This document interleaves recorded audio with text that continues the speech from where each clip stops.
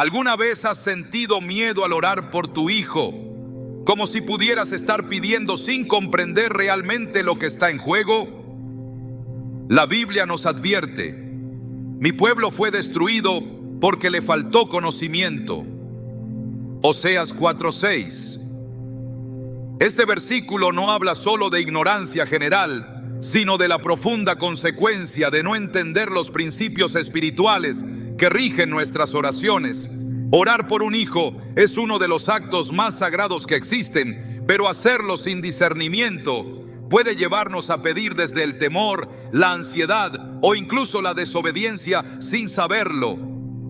Hoy te mostraremos cómo evitar esos errores. Te ayudaremos a identificar las 5 verdades espirituales que debes conocer antes de presentar a tu hijo ante Dios.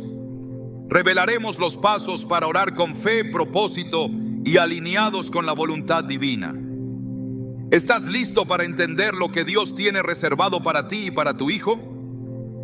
Desde el momento en que un hijo llega a nuestras vidas, nace en nuestro corazón una necesidad profunda de protegerlo, de guiarlo, de entregarlo a Dios. Muchos padres oran diariamente por sus hijos, pero pocos se detienen a evaluar desde qué lugar espiritual están orando.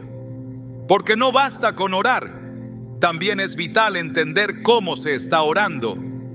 Y esta diferencia, aunque invisible a los ojos humanos, puede ser abismal en el mundo espiritual. Hay quienes oran desde la angustia, otros desde la desesperación, muchos desde el miedo. Y ese temor, aunque parezca natural, puede convertirse en un velo que debilita la autoridad espiritual del creyente. El enemigo no teme tanto a una oración larga, sino a una oración firme. No teme tanto a las lágrimas, sino a la fe que se mantiene, incluso cuando las lágrimas ya no caen. La palabra de Dios es clara, porque no nos ha dado Dios espíritu de cobardía, sino de poder, de amor y de dominio propio. Segundo Timoteo 1:7. Este versículo no solo nos consuela, nos confronta, nos recuerda que orar desde la ansiedad no es orar desde el Espíritu de Dios. Muchos padres oran desde la suposición de que algo malo podría suceder. Se arrodillan con imágenes de peligro en la mente, con pensamientos de pérdidas, enfermedades, desviaciones o tragedias. Y lo hacen creyendo que están intercediendo, cuando en realidad están alimentando con sus palabras la atmósfera de temor que el enemigo necesita para operar. No se trata de ignorar los peligros reales que existen, sino de entender que la oración es un acto de gobierno espiritual. Y ningún rey gobierna desde el pánico. Cuando te postras para orar por tu hijo, no estás suplicando como alguien sin recursos. Estás hablando como heredero de una promesa. Estás activando principios celestiales que se fundamentan en el carácter fiel de Dios. Jesús lo dejó claro cuando dijo: y todo lo que pidan en oración creyendo lo recibirán. Mateo 21:22. La fe es el vehículo. La fe es la atmósfera. La fe es la voz que el cielo reconoce.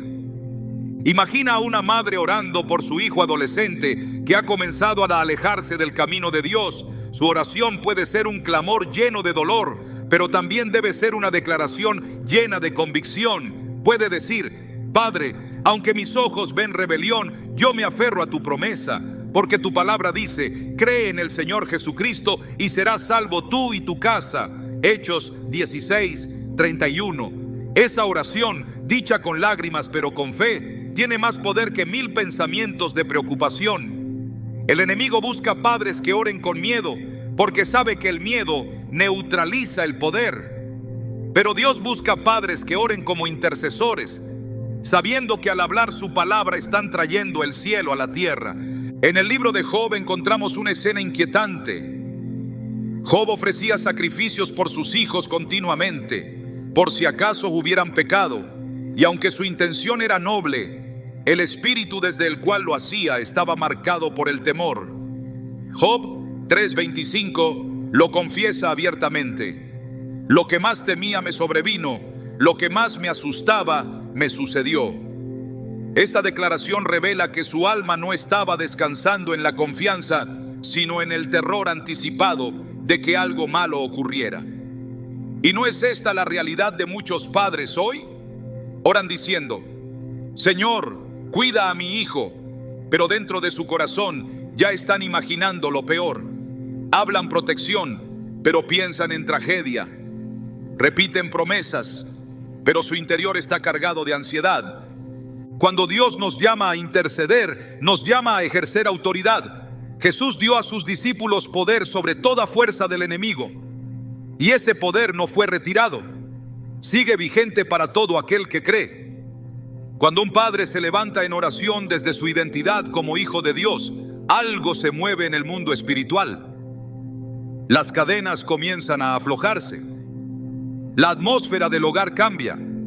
Las palabras ya no solo suenan, sino que cargan peso, porque fueron habladas desde la fe, no desde el miedo. Proverbios 18:21 nos dice: la muerte y la vida están en poder de la lengua, y el que la ama comerá de sus frutos. ¿Qué frutos están dando tus palabras cuando oras por tu hijo? El enemigo ha convencido a muchos creyentes de que orar es simplemente hablar con Dios. Pero orar es mucho más que eso. Orar es legislar en el mundo espiritual. Es decretar desde los cielos lo que debe suceder en la tierra. Jesús nos enseñó a orar diciendo: venga tu reino, hágase tu voluntad, así en la tierra como en el cielo. Mateo 6:10. Esto implica que la oración del justo tiene el poder de alinear realidades terrenales con verdades celestiales. No es un acto pasivo, es una guerra activa, una declaración estratégica que demanda fe, claridad y autoridad. Un padre que ora por su hijo debe recordar que la autoridad espiritual no se mendiga, se ejerce. Como cuando el centurión se acercó a Jesús y le dijo: solo di la palabra y mi siervo sanará. Mateo 8:8. Este hombre entendía la autoridad y Jesús se maravilló de su fe.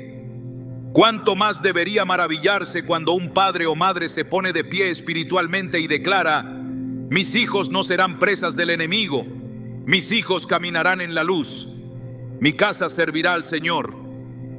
Estas no son frases bonitas, son armas espirituales.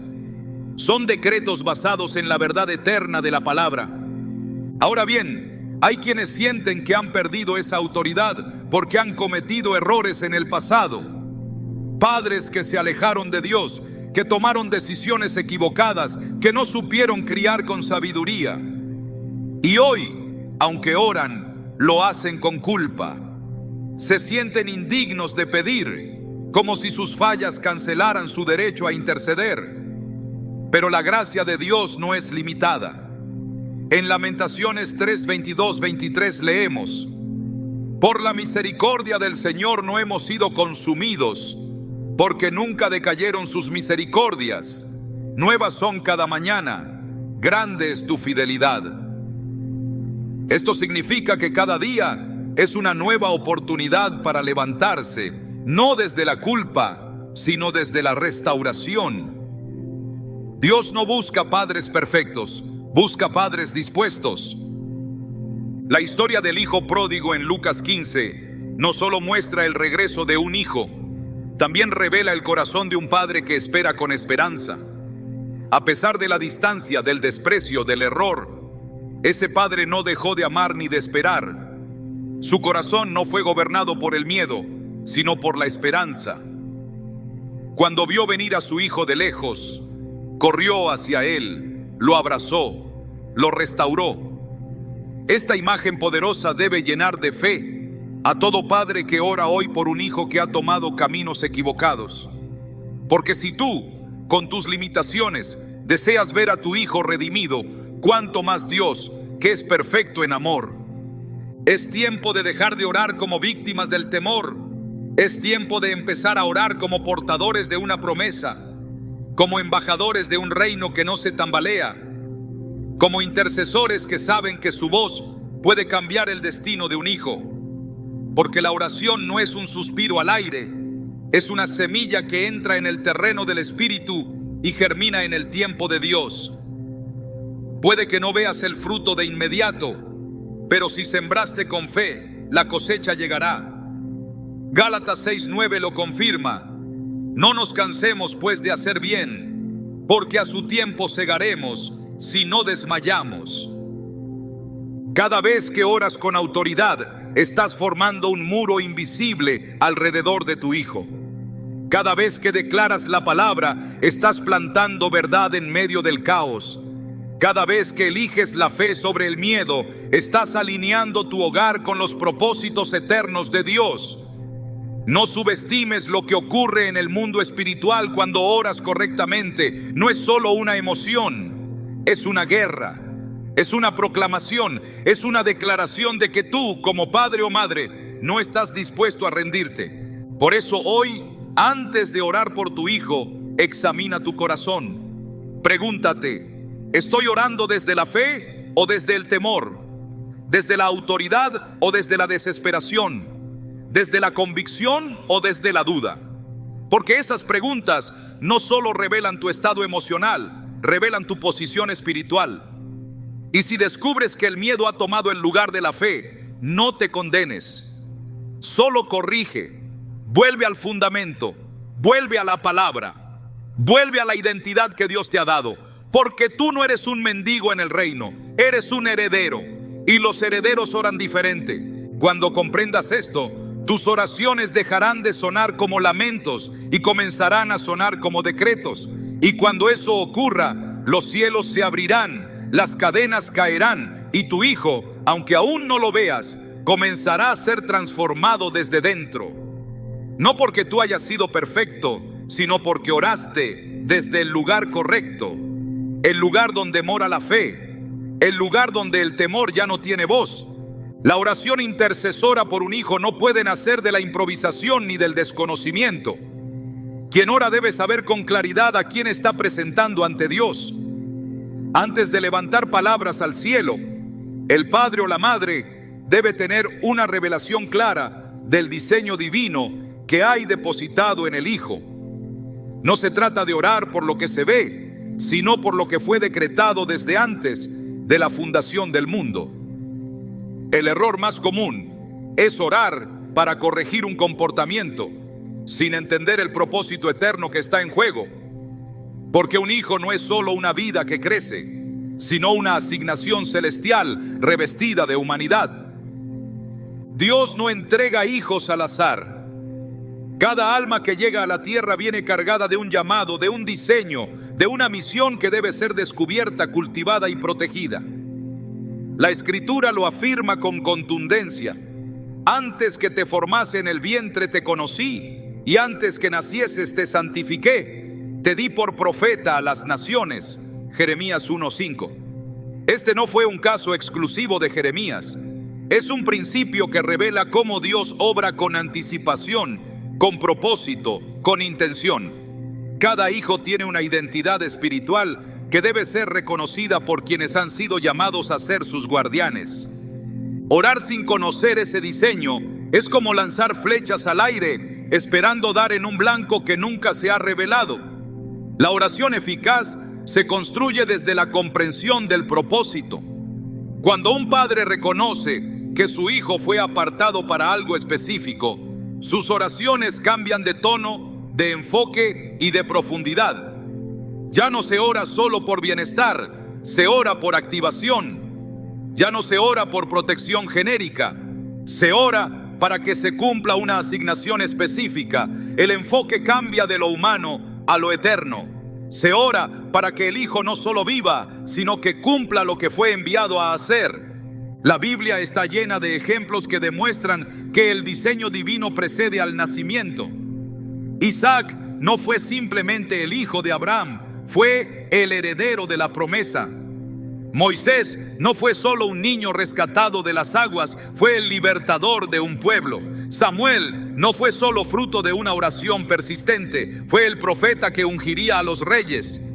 Juan el Bautista no fue solo pariente de Jesús, fue la voz que clamaría en el desierto, preparando el camino del Señor. Y Jesús, antes de ser concebido, ya había sido anunciado como el Salvador del mundo. Ninguno fue enviado sin destino. Ninguno vino a llenar espacio. Todos llegaron con un encargo desde el cielo. Por esta razón, orar por un hijo sin tener claridad de su diseño espiritual es arriesgarse a pedir desde la ignorancia. No se puede interceder por alguien sin conocer su identidad espiritual. Así como un jardinero no cuida igual un rosal que una vid, el padre o madre en el espíritu debe saber qué semilla ha sido puesta en sus manos. La oración que transforma es aquella que se alinea con la verdad eterna de lo que el hijo ha sido llamado a ser. La revelación precede a la intercesión. Solo cuando se tiene luz sobre el propósito se puede clamar con precisión y autoridad. El Espíritu Santo desea revelar el propósito de cada hijo, no lo oculta, lo comunica a quienes están dispuestos a escuchar, a buscar, a discernir. La Escritura enseña que el espíritu del hombre es la lámpara de Jehová, la cual escudriña lo más profundo del corazón. Proverbios 20:27. Esto implica que hay luz disponible para quien desea ver. La revelación no es un privilegio reservado para unos pocos, sino un acceso abierto para todo aquel que se alinea con la palabra y busca la guía del Espíritu. Cuando el Padre ora por revelación, Dios responde. Cuando el Padre escucha la voz divina sobre su Hijo, ya no ora desde la confusión, ora desde el entendimiento. Muchos errores se cometen por falta de discernimiento espiritual sobre la identidad del Hijo. Cuando no se reconoce el diseño, se intenta forzar al Hijo a un molde que no le corresponde. Se ora para que sea obediente sin entender que fue llamado a liderar. Se ora para que sea manso sin comprender que ha sido ungido para confrontar. Se ora para que encaje cuando ha sido enviado para romper estructuras. La oración sin discernimiento puede convertirse en una barrera para el cumplimiento del propósito. Por eso, antes de orar, hay que conocer. Antes de pedir, hay que entender. Antes de declarar, hay que escuchar la voz del cielo. Dios no se limita a asignar talentos, entrega destinos. Y ese destino está codificado en el espíritu del Hijo. Aún desde el vientre ya hay señales del llamado. En el caso de Juan el Bautista, la Escritura dice que el niño saltó en el vientre de su madre al oír la voz de María, embarazada de Jesús. Ese salto no fue una reacción física, fue una manifestación espiritual. Lucas 1:41 relata: y aconteció que cuando oyó Elizabeth la salutación de María, la criatura saltó en su vientre, y Elizabeth fue llena del Espíritu Santo. Esta escena revela que hay algo en el espíritu del niño que ya responde al ambiente espiritual aún antes de nacer. Cuando un padre comprende esto, sus oraciones ya no giran alrededor de los síntomas visibles, sino de las raíces proféticas. Ya no pide por lo superficial, busca que se active lo eterno. Ya no clama por estabilidad, clama por manifestación de propósito. Esa diferencia marca la línea entre una oración que suena y una oración que transforma. El padre que conoce el diseño no ora para que su hijo sea protegido del mundo, ora para que su hijo sea enviado al mundo como luz. No ora para que se acomode a las normas, ora para que desafíe las tinieblas con la verdad que carga por dentro. La oración poderosa no es la que pide desde el deseo humano, sino la que declara desde el conocimiento espiritual. Pablo lo explicó de manera clara al escribir: porque ¿quién de los hombres sabe las cosas del hombre, sino el espíritu del hombre que está en él?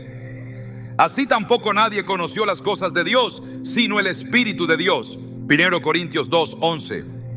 Esto significa que el propósito de cada hijo solo puede ser revelado por el Espíritu. No se descubre por lógica, se discierne por revelación. Y una vez revelado, la oración se convierte en un canal que activa y protege ese destino. Jesús mismo fue presentado en el templo por sus padres conforme a la ley, y allí Simeón, movido por el Espíritu, lo reconoció. Lucas 2:28-30 narra: él lo tomó en sus brazos y bendijo a Dios diciendo: ahora, Señor, despides a tu siervo en paz, conforme a tu palabra, porque han visto mis ojos tu salvación. Simeón no necesitó ver milagros ni escuchar enseñanzas. Él discernió el propósito desde el Espíritu, y al hacerlo, bendijo lo que estaba viendo en el presente por lo que ya existía en lo eterno. Esa es la esencia de la oración profética. Se ora por lo que aún no se ve, pero que el cielo ya estableció. Cada padre que ora debe preguntarse: ¿conozco el llamado que hay sobre mi hijo? ¿Puedo discernir las señales que Dios me ha mostrado? ¿Estoy orando por lo que veo o por lo que sé en el Espíritu? Porque esa claridad es la base sobre la que se edifica una intercesión eficaz. Quien ora con revelación, ora con propósito. Y quien ora con propósito, ora con dirección divina. El diseño de un hijo no está determinado por el entorno, por las circunstancias o por las expectativas sociales. Está escrito en los libros celestiales. Salmo 139, 16 lo confirma. Mi embrión vieron tus ojos, y en tu libro estaban escritas todas aquellas cosas que fueron luego formadas, sin faltar una de ellas.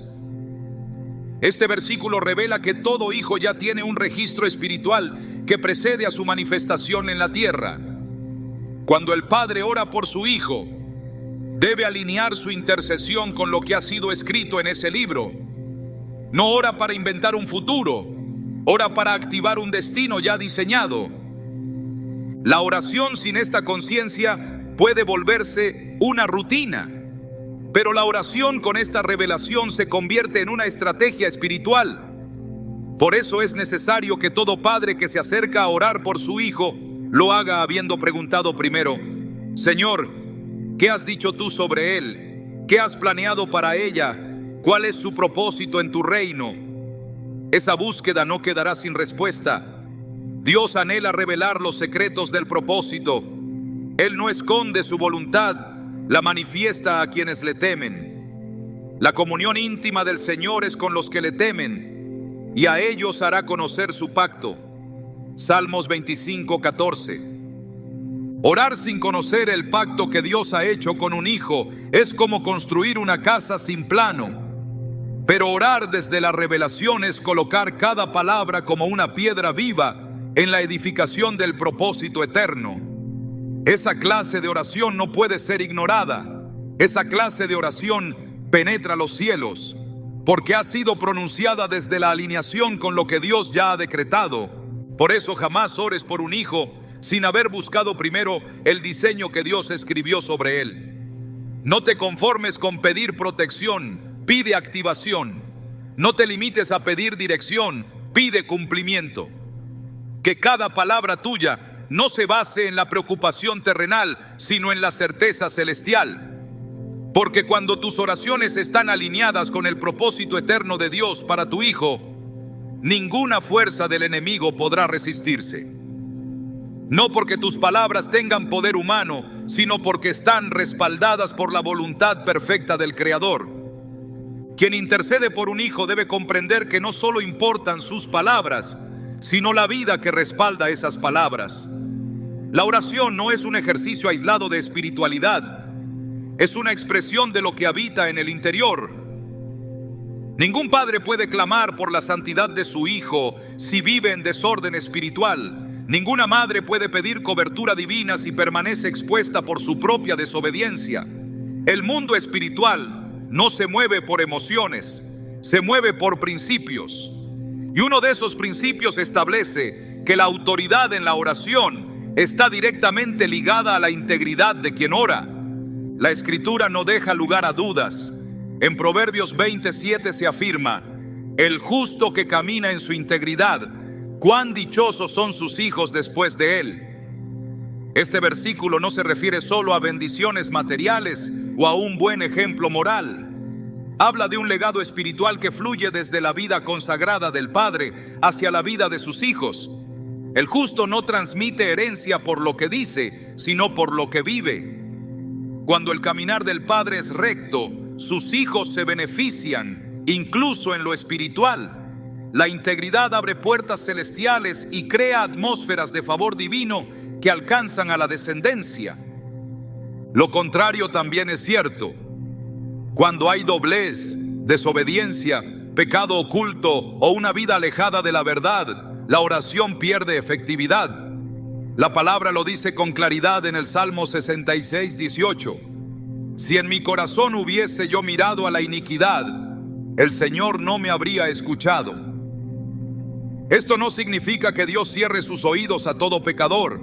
Significa que cuando el pecado es consentido, cuando no hay arrepentimiento ni deseo de santidad, la oración se vuelve ruido, no clamor. No transforma, no conmueve el cielo, no tiene peso en lo espiritual. Muchos padres oran por sus hijos con fervor, pero al mismo tiempo permiten hábitos, actitudes o alianzas que contradicen lo que piden. Claman por liberación, pero mantienen puertas abiertas. Suplican por dirección divina para sus hijos, pero ellos mismos rechazan el consejo de Dios para sus propias vidas. Esta incongruencia espiritual debilita la oración, no por falta de amor, sino por falta de alineación. Dios honra la obediencia. Y cuando alguien busca protección para su casa, pero vive sin rendición, esa casa queda expuesta. No por falta de deseo de Dios de proteger, sino porque los principios del reino no se violan, ni siquiera por amor. La figura del sacerdote en el Antiguo Testamento es un ejemplo revelador.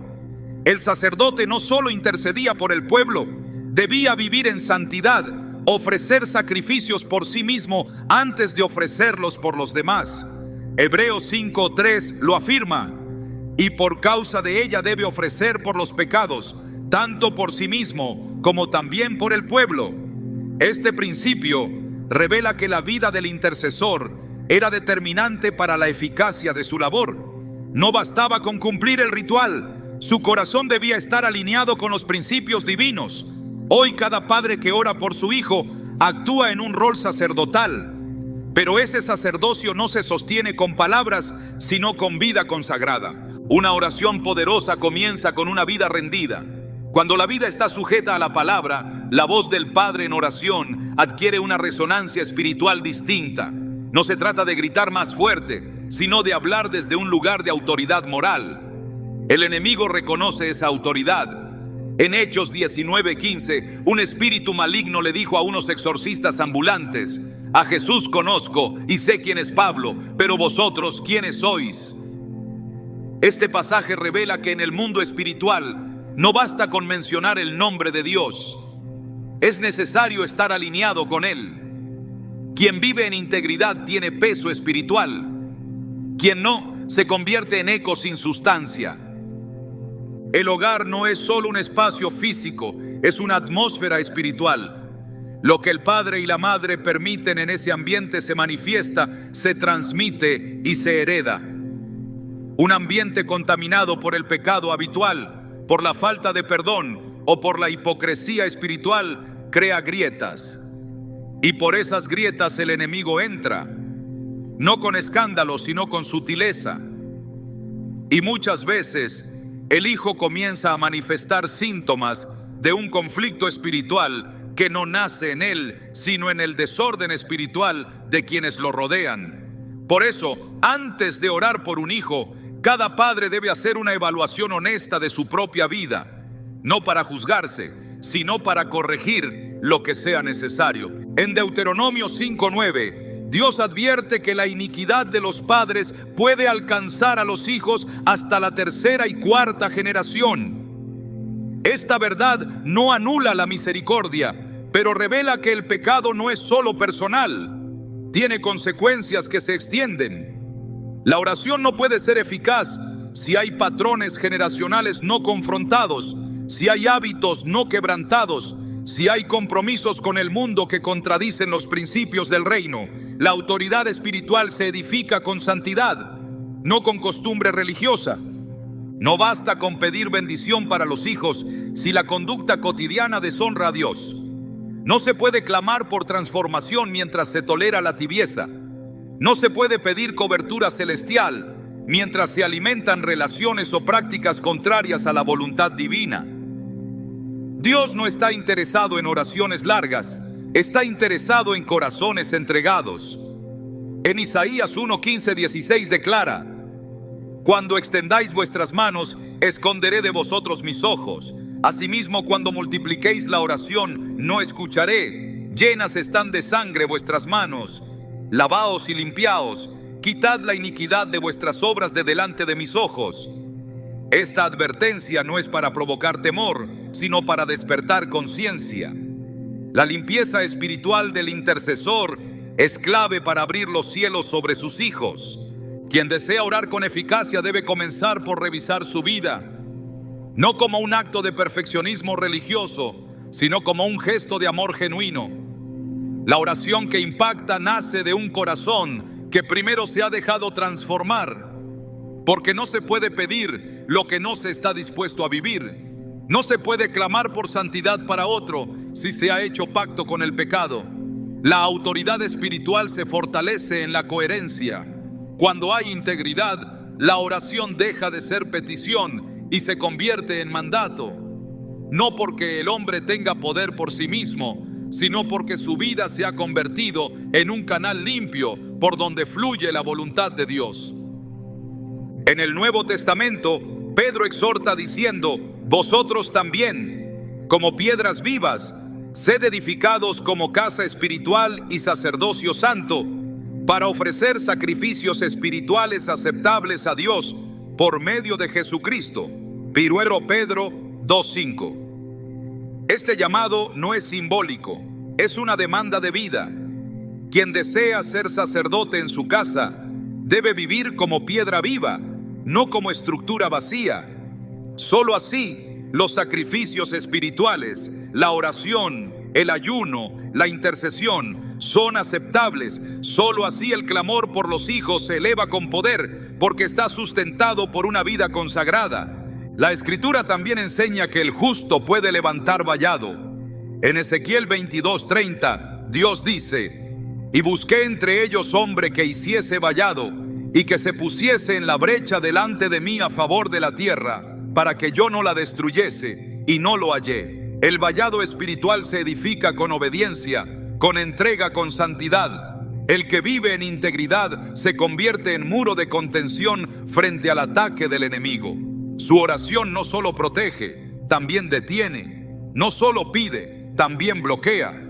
Pero cuando no hay integridad, el vallado se rompe, y por esa brecha lo que debía ser contenido comienza a fluir. Por eso, cada vez que se eleva una oración por un hijo, el padre debe hacerse una pregunta esencial: ¿hay brechas en mi vida que pueden estar afectando el ambiente espiritual de mi casa? ¿Estoy caminando conforme a la verdad que predico?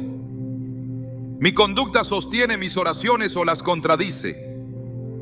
Porque si la vida del intercesor no está alineada, la oración pierde eficacia. No por falta de poder en Dios, sino por falta de autoridad en quien pide. La buena noticia es que cualquier vida puede ser restaurada. No hay error, pecado o fracaso que no pueda ser redimido. Dios está dispuesto a levantar a todo padre que se arrepiente y se entrega. En 1 Juan 1:9 se declara: si confesamos nuestros pecados, Él es fiel y justo para perdonar nuestros pecados y limpiarnos de toda maldad. Esta limpieza es el primer paso hacia una oración poderosa. No se trata de alcanzar perfección humana, sino de vivir en rendición sincera. Dios no busca oradores expertos, busca intercesores que caminen con Él. Una vida que ha sido rendida a Dios no necesita gritar para ser escuchada. Sus palabras, aunque sean susurros, llegan al trono. Su autoridad no proviene de su volumen, sino de su obediencia.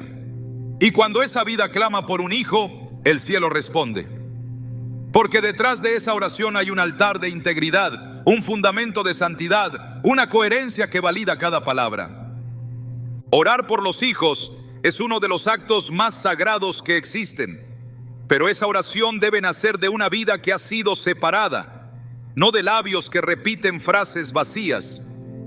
El ejemplo espiritual no es un adorno, es una condición para la eficacia. Cuando la vida está en orden, la oración tiene respaldo. Cuando el corazón está limpio, la voz tiene poder. Y cuando el intercesor está alineado con la voluntad de Dios, sus palabras se convierten en flechas que no fallan el blanco.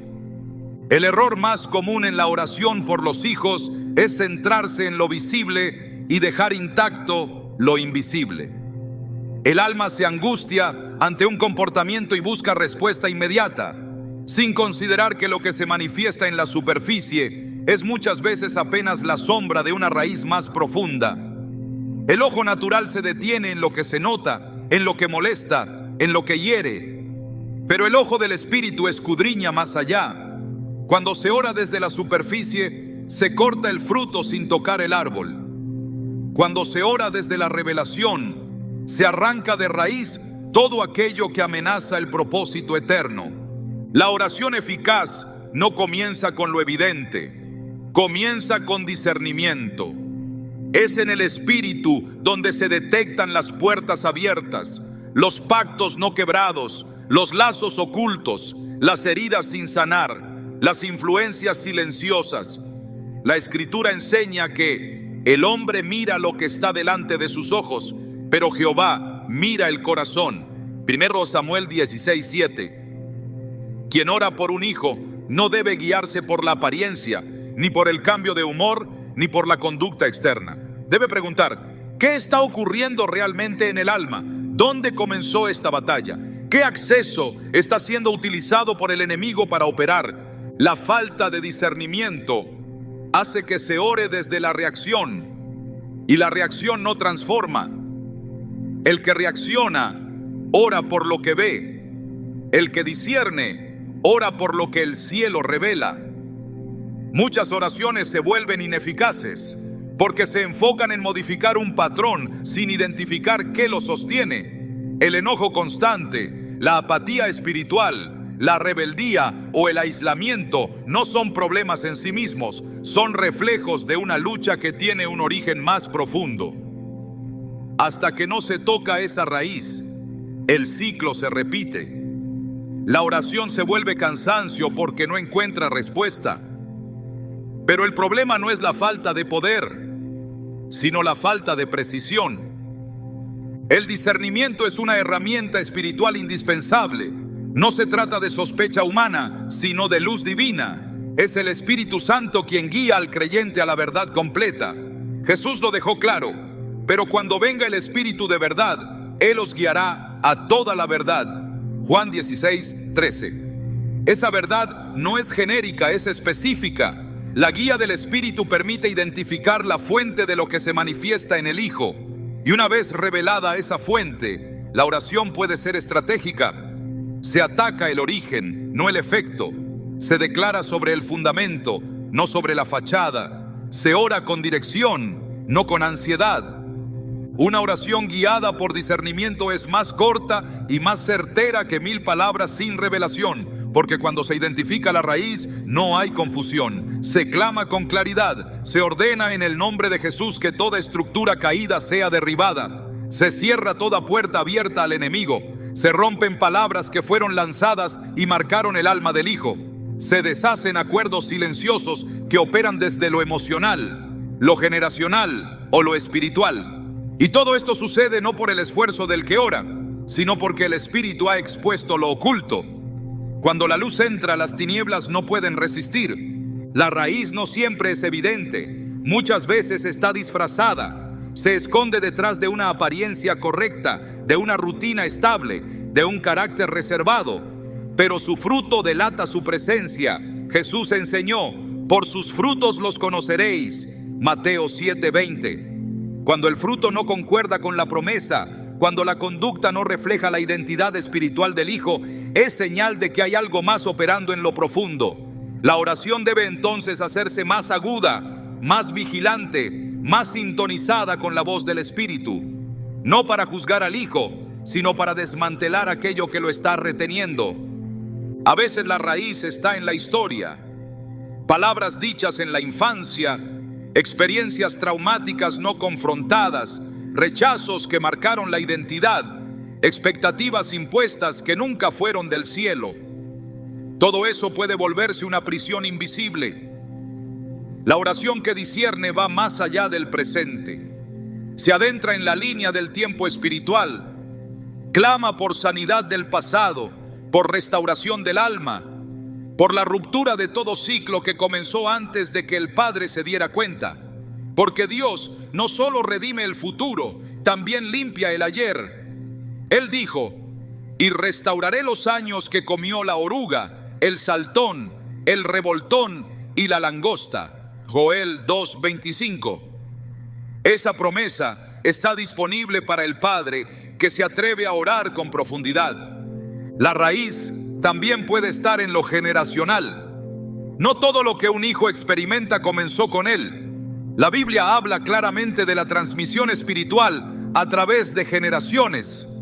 En Éxodo 20:5 se lee: porque yo soy Jehová tu Dios, fuerte, celoso, que visito la maldad de los padres sobre los hijos hasta la tercera y cuarta generación. Esta no es una sentencia sin salida, sino una advertencia espiritual.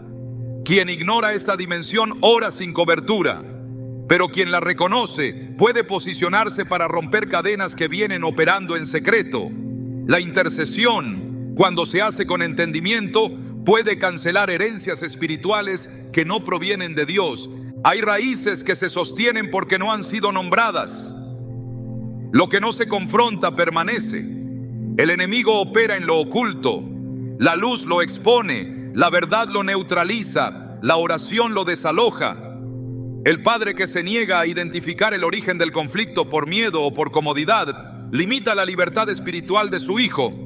Pero aquel que busca discernimiento, aunque duela, aunque desafíe su lógica, se convierte en instrumento de liberación. Porque el amor verdadero no solo cubre, también confronta. Y en la oración, esa confrontación no es con el hijo, sino con lo que lo oprime. El poder de la oración no está en la intensidad emocional, sino en el alineamiento con la verdad. Cuando se ora desde el conocimiento de la raíz, no hay lugar para el desgaste, hay dirección. La palabra es proclamada con autoridad. Se rompe lo que debía ser roto, se restituye lo que fue robado, se levanta lo que fue derribado. Y todo esto sucede no por azar, sino porque el discernimiento ha guiado la oración a tocar el punto exacto, como una llave que encaja perfectamente en la cerradura y libera lo que estaba retenido. El discernimiento se cultiva en la intimidad con Dios. No se obtiene por estudio humano, sino por comunión profunda. El que escucha la voz del cielo podrá reconocer lo que no se ve a simple vista. El que se ejercita en la presencia sabrá diferenciar entre lo natural y lo espiritual. Hebreos 5:14 lo declara. Pero el alimento sólido es para los que han alcanzado madurez, para los que por el uso tienen los sentidos ejercitados en el discernimiento del bien y del mal.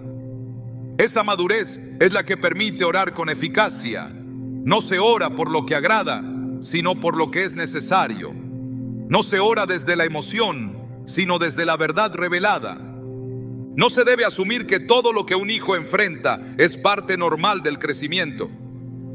Algunas batallas no son psicológicas, son espirituales. Algunas actitudes no son rasgos de carácter, son reflejos de una opresión no confrontada. El padre que ora debe estar preparado para ver más allá de lo natural. Debe ser vigilante, persistente, humilde para ser guiado. Porque a veces la raíz que debe ser removida está en lo que no parecía importante, en lo que se justificó, en lo que se normalizó por costumbre o por desconocimiento. Jesús confrontó constantemente lo que estaba en la raíz. No toleró lo que solo aparentaba santidad.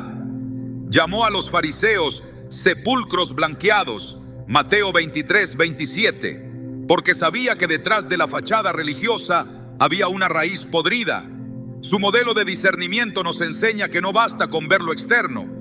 Hay que ir al corazón del asunto. Y la oración que imita a Jesús no se conforma con lo superficial. Escudriña, busca, confronta, declara, libera, porque sabe que el propósito del Hijo es demasiado valioso como para dejarlo cautivo de una raíz no tratada. Dios desea mostrar la raíz. Él no quiere que el Padre ore a ciegas. Su voluntad es revelar, no esconder. Jeremías 33:3 lo promete. Clama a mí y yo te responderé y te enseñaré cosas grandes y ocultas que tú no conoces. Ese conocimiento es el que transforma la oración. Lo que antes era una súplica temerosa, ahora se convierte en un decreto firme. Lo que antes era incertidumbre, ahora es certeza. Porque lo que ha sido revelado ya no puede ser negado. Y lo que ha sido confrontado en oración tiene que ceder. Discernir la raíz requiere valentía. Porque muchas veces esa raíz está conectada a patrones familiares, a heridas no sanadas en el mismo corazón del padre o la madre. Pero es precisamente allí donde la victoria comienza. Cuando el padre se atreve a mirar con verdad, cuando no huye del dolor que implica reconocer la raíz, entonces su oración se vuelve instrumento de sanidad. No solo para el hijo, sino también para su propia alma. Porque la libertad que Dios otorga no se limita a uno, se expande. Y cuando una generación decide discernir y orar con entendimiento, una nueva línea espiritual se inaugura. La oración por un hijo no debe enfocarse solo en apagar fuegos, debe establecer cimientos. Y para eso hay que ir a la raíz. No se puede edificar sobre tierra contaminada. La limpieza comienza en lo profundo. Y solo quien se atreve a cavar, a buscar, a preguntar con sinceridad, podrá encontrar el punto exacto donde la batalla comenzó. Porque toda cadena tiene un origen, toda opresión tiene un punto de entrada, toda herida tiene una historia, pero también toda raíz puede ser sanada, toda maldición puede ser rota y todo ciclo puede ser interrumpido cuando la oración se hace desde la verdad revelada. Orar las promesas de Dios no es repetir frases aprendidas, ni recitar textos bíblicos como si fueran fórmulas automáticas. No es pronunciar lo escrito como si el poder residiera en la palabra dicha mecánicamente. Las promesas no se activan por familiaridad, sino por fe. No producen fruto en quien las repite con rutina, sino en quien las declara con convicción. Porque toda promesa tiene una condición implícita. Debe ser creída, abrazada, sostenida y pronunciada desde una fe viva que no duda del carácter de quien la ha hecho. La palabra de Dios es viva, pero solo opera con poder en aquellos que la reciben como verdad absoluta.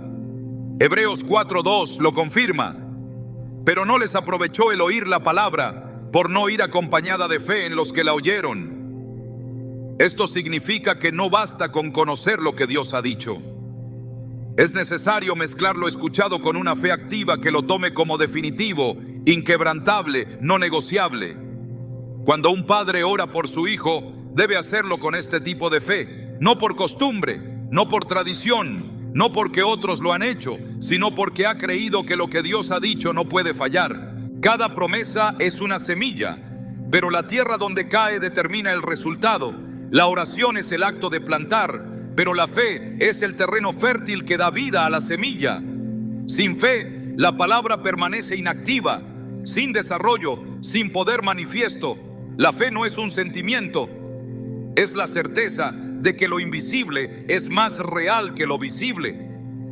Hebreos 11:1 lo declara con fuerza. Es pues la fe la certeza de lo que se espera, la convicción de lo que no se ve. El padre que ora con esta fe no necesita ver el cambio inmediato. No necesita comprobar con sus ojos lo que ya está seguro en su espíritu, porque ha creído que si Dios lo dijo, ya está hecho, aunque aún no se haya manifestado. Cuando se ora con fe activa, la promesa deja de ser una esperanza vaga y se convierte en fundamento. Ya no se repite como quien busca consuelo emocional, se proclama como quien establece un decreto espiritual. La diferencia no está en las palabras, sino en el espíritu con el que se dicen. Quien repite sin fe no mueve nada, pero quien declara con fe rompe cadenas. El mismo Jesús enseñó que la fe transforma las palabras en autoridad. En Marcos 11:23 afirmó: cualquiera que dijere a este monte, quítate y échate en el mar, y no dudare en su corazón, sino creyere que será hecho lo que dice, lo que diga le será hecho.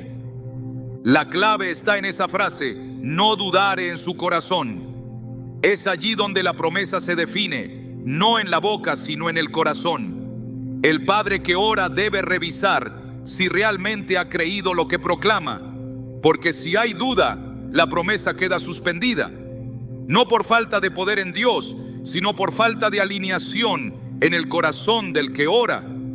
Santiago 1, 6, 7 lo confirma. Pero pida con fe, no dudando nada, porque el que duda es semejante a la onda del mar. No piense pues quien tal haga que recibirá cosa alguna del Señor.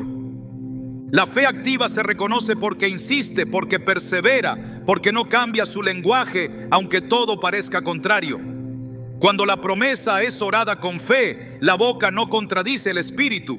No se ora hoy con esperanza y mañana se habla derrota. No se proclama vida en la madrugada y se confiesa fracaso en la tarde. La fe verdadera sostiene la palabra recibida con una firmeza que no se quiebra, porque sabe que el que prometió no miente. Números 23, 19 lo dice con claridad. Dios no es hombre para que mienta, ni hijo de hombre para que se arrepienta. Lo dijo él y no lo hará. Una de las formas en que se evidencia la fe activa es en la constancia. Quien cree no ora solo una vez, ni abandona cuando tarda la respuesta. Quien cree ora hasta ver. No porque insista por incredulidad, sino porque su insistencia está fundamentada en la seguridad de que cada palabra está siendo escuchada. Jesús ilustró esto en la parábola de la viuda y el juez injusto, Lucas 18. La enseñanza no es que Dios es un juez que necesita ser presionado, sino que la fe perseverante es recompensada, porque la oración continua que nace de la certeza no es debilidad, es firmeza espiritual. Cuando un padre ora por su hijo, debe tomar las promesas de Dios como herramientas activas, no como frases bonitas. Cada versículo declarado debe ser un acto de guerra espiritual. Cada palabra dicha debe estar envuelta en la convicción de que el cielo se está moviendo conforme a lo hablado. Porque Dios no solo escucha lo que decimos, responde al nivel de fe con que lo decimos. Si hay certeza, hay manifestación. Si hay convicción, hay cumplimiento. Pero si hay duda, la promesa queda neutralizada. La oración basada en promesas no es un acto emocional, es un acto legal. Se toma lo que ya fue escrito y se lo presenta como fundamento de intercesión. Se recuerda al cielo lo que Dios ya dijo, no para recordárselo a él, sino para afirmar en el espíritu que eso es lo que se sostiene. Isaías 55:11 lo deja claro. Así será mi palabra que sale de mi boca, no volverá a mí vacía, sino que hará lo que yo quiero y será prosperada en aquello para que la envié. Este es el respaldo que tiene quien ora con fe. No necesita evidencia visible. Le basta con saber que lo que Dios dijo no regresa sin haber cumplido su propósito. Por eso, nunca debe orarse desde la repetición vacía ni desde la rutina religiosa. Las promesas de Dios fueron dadas para ser activadas, no para ser memorizadas sin espíritu. La diferencia entre una oración poderosa y una ineficaz no está en el texto citado, sino en el fuego interior con que se declara. Es la fe la que le da vida a la palabra. Y cuando esa fe está viva, ninguna promesa permanece estéril. Hay batallas que no se ganan en soledad. Hay puertas que no se abren hasta que dos o más se ponen de acuerdo en el nombre de Cristo. Cuando un padre decide orar por su hijo, debe saber que esa intercesión no fue diseñada para ser sostenida únicamente por sus fuerzas. Hay un poder espiritual que se libera cuando la oración se une con la fe de otros, cuando la carga es compartida por corazones alineados con el cielo. La Escritura lo establece sin margen de duda. Otra vez os digo que si dos de vosotros se pusieren de acuerdo en la tierra acerca de cualquier cosa que pidieren, les será hecho por mi Padre que está en los cielos. Mateo 18:19. Ese principio no es una opción, es una estrategia celestial. Dios honra la unidad espiritual. La comunidad de fe no es una figura simbólica, es una herramienta activa de protección, de respaldo, de poder en el mundo invisible. Cuando se ora por un hijo, se está peleando una guerra que muchas veces excede la capacidad emocional, física y espiritual de un solo individuo. El enemigo opera en aislamiento, busca dividir, separar, encerrar en la culpa o en la vergüenza para impedir que otros entren en la batalla. Pero la fe bíblica se edifica en comunión, no en secreto. Hechos 12 muestra cómo mientras Pedro estaba en la cárcel, la iglesia oraba sin cesar por él. No lo hicieron en privado, lo hicieron en conjunto. No lo hicieron desde la distancia emocional, lo hicieron con intensidad espiritual. Y la respuesta no se hizo esperar. Una cadena se rompió, una puerta se abrió, una vida fue rescatada. La intercesión por los hijos debe ser llevada también al altar colectivo. No se trata de exponer el dolor, sino de multiplicar el clamor. Se trata de invitar a otros que caminan en la verdad a ponerse en la brecha por aquello que uno solo no puede sostener por más tiempo. Gálatas 6:2 lo ordena claramente: sobrellevad los unos las cargas de los otros y cumplid así la ley de Cristo. Esa carga no se refiere únicamente al peso emocional, sino a la responsabilidad espiritual de acompañar al hermano en oración. Cuando un hijo atraviesa una crisis, una confusión o una opresión, es sabio buscar cobertura, no por debilidad, sino por entendimiento del diseño de Dios. No se ora solo cuando se entiende que el reino se manifiesta en unidad. Jesús mismo eligió 12, no uno. Enseñó a orar en plural, Padre nuestro, y no Padre mío. Mostró que el clamor tiene fuerza cuando hay acuerdo, no solo intención. El Espíritu Santo descendió en Pentecostés mientras todos estaban unánimes. Esa unanimidad no era casual, era necesaria, porque donde hay acuerdo, hay atmósfera propicia para lo sobrenatural. Cuando varios oran por un mismo hijo, con un mismo sentir y bajo un mismo espíritu, se forma un cerco invisible que ninguna tiniebla puede atravesar. Se levanta una muralla que protege, que rompe yugos, que acelera respuestas. Negarse a compartir la carga es limitar el alcance de la oración. A veces el orgullo impide pedir ayuda, otras veces es el temor a ser juzgado. Pero quien conoce la sabiduría del reino sabe que la intercesión compartida es una forma de honra. Es reconocer que Dios se mueve en cuerpo, que el Espíritu distribuye el peso y que la victoria de uno puede ser sostenida por la fe de muchos.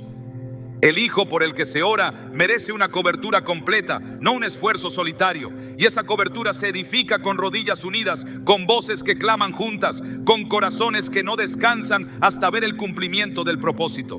Cuando oras por tu hijo, no solo estás hablando con Dios, estás escribiendo historia en lo invisible.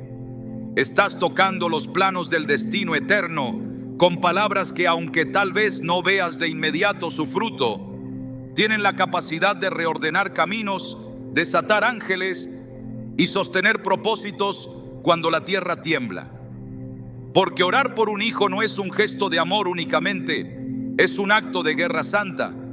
Es colocarte entre lo que el enemigo quiere hacer y lo que Dios ya ha determinado.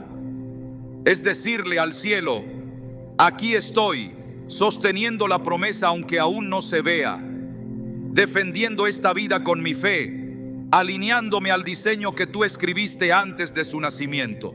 Y mientras tú oras, el cielo se mueve, porque Dios no ignora al que clama por lo que le pertenece. Tu hijo no es una carga, es un encargo divino.